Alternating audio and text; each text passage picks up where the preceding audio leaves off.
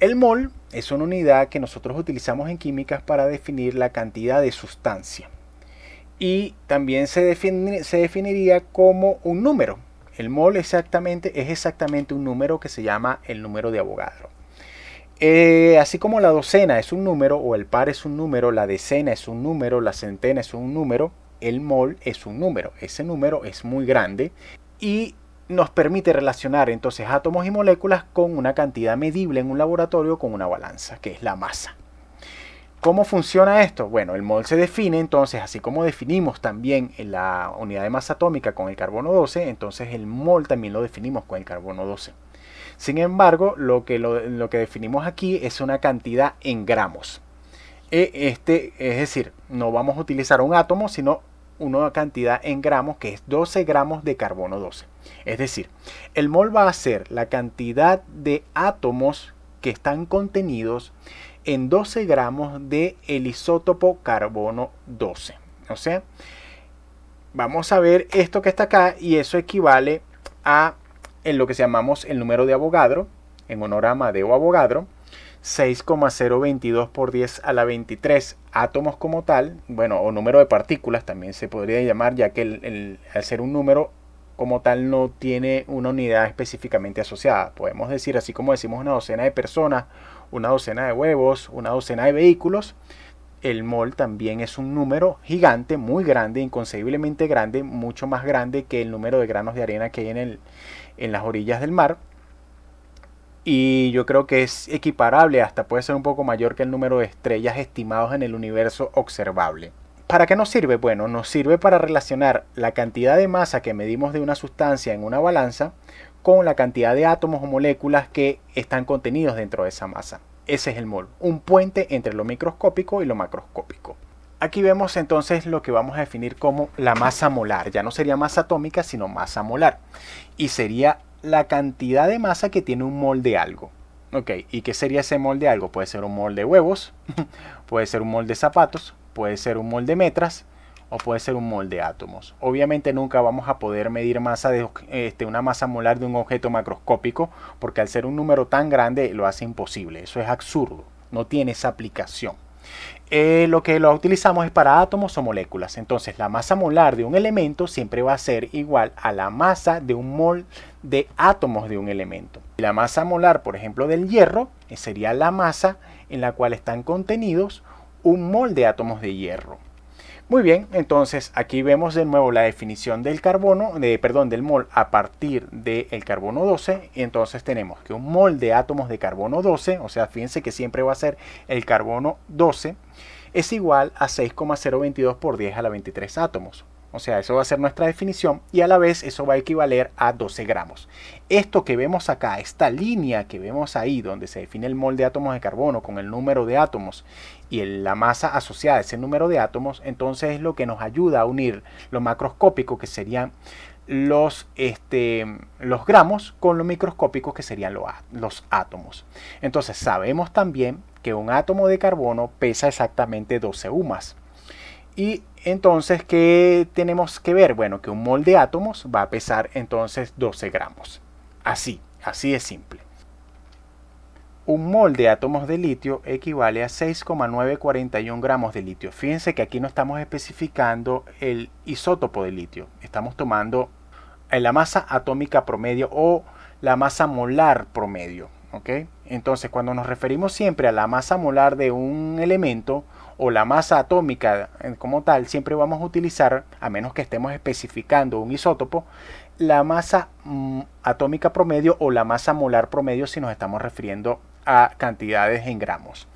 Y para cualquier elemento entonces vamos a tener esta equivalencia. La masa atómica expresada en UMAS va a ser igual a la masa molar expresada en gramos.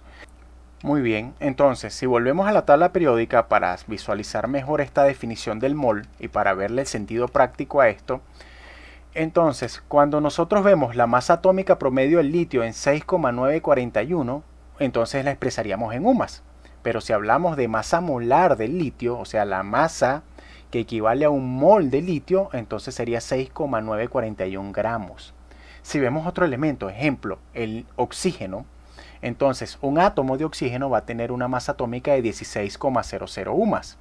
Pero si hablamos de un mol de átomos de oxígeno o la masa molar del oxígeno, eso equivaldría a 16 gramos o 16,00 gramos de oxígeno. Si hablamos del flúor, sería la masa molar del flúor sería 19,00 gramos de flúor. Si hablamos de, ejemplo, el sodio, sería que un mol de sodio tiene una equivalencia en gramos de 22,99 gramos. Si hablamos entonces de un átomo de sodio, ese átomo de sodio va a pesar, entre comillas, 22,99 UMAS. Muy bien, entonces ya teniendo claro lo que significa un mol y lo que significa el número de Avogadro, que es ese puente que nos ayuda a unir lo macroscópico de la balanza y los gramos con lo microscópico que son los átomos y las moléculas, entonces ya podemos pasar a lo que sería la visualización de un mol. Miren acá.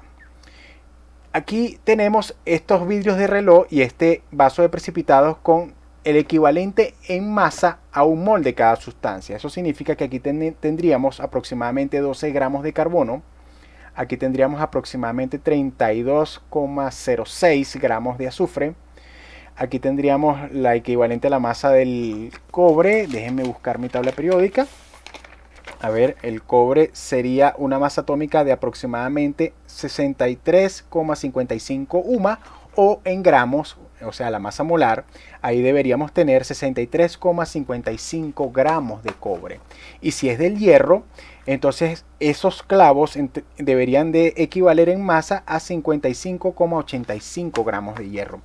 Y si vemos acá, esta pequeña cantidad sería mercurio. El mercurio es un metal líquido bastante denso. Tendríamos en ese recipiente tan pequeños aproximadamente 200,6 gramos de mercurio. Cada una de esas cantidades de esa sustancia equivaldría a un mol. ¿Okay? Entonces, como podemos ver ahí, un mol, si bien es una cantidad gigantesca de átomos, en un laboratorio es una cantidad relativamente pequeña de sustancia. Y esa es la idea de la definición de mol. Tener ese número que nos ayuda a relacionar una cantidad que medimos en la balanza fácilmente con átomos y moléculas, o una cantidad establecida de átomos y moléculas. En esta lámina vamos a ver cómo se calcularía el equivalente de UMA a gramos. Y para eso utilizamos dos definiciones, la que sería la de la unidad de masa atómica y la del mol. En este primer factor de conversión que vemos ahí, sabemos que un átomo de carbono 12 equivale a 12 UMA. También sabemos, por la definición del mol, que 12 gramos de carbono 12 equivale a 6,022 por 10 a la 23 átomos de carbono. O sea, están contenidos dentro de esos 12 gramos de carbono 12, 6,022 por 10 a la 23 átomos de carbono 12. Si hacemos esta cociente y esta operación matemática, observamos que los átomos de carbono 12 se van con átomos de carbono 12, se simplifican y nos queda que la definición de UMA en gramos, o la equivalencia en UMA en gramos, sería 12 entre 12 por 6,022 por 10 a la 23.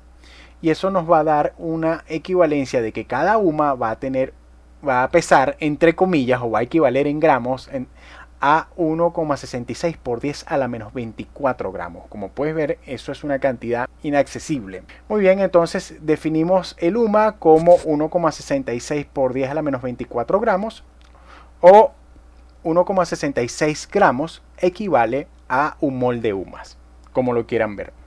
Si uno quiere convertir la masa de un elemento en número de moles de un elemento, lo más común es tomar la masa del elemento y dividirla entre la masa molar del elemento. Si por el contrario tenemos el número de moles de un elemento y lo queremos convertir a la masa del elemento, lo que hacemos es tomar el número de moles y lo multiplicamos por la masa molar del elemento. Y si queremos convertir un número de moles en número de átomos, entonces lo que hacemos es tomar el número de moles de ese elemento y lo multiplicamos por el número de Avogadro. Si ahora tenemos el número de átomos y lo queremos convertir en número de moles, lo que hacemos es tomar ese número de átomos y lo dividimos entre el número de Avogadro.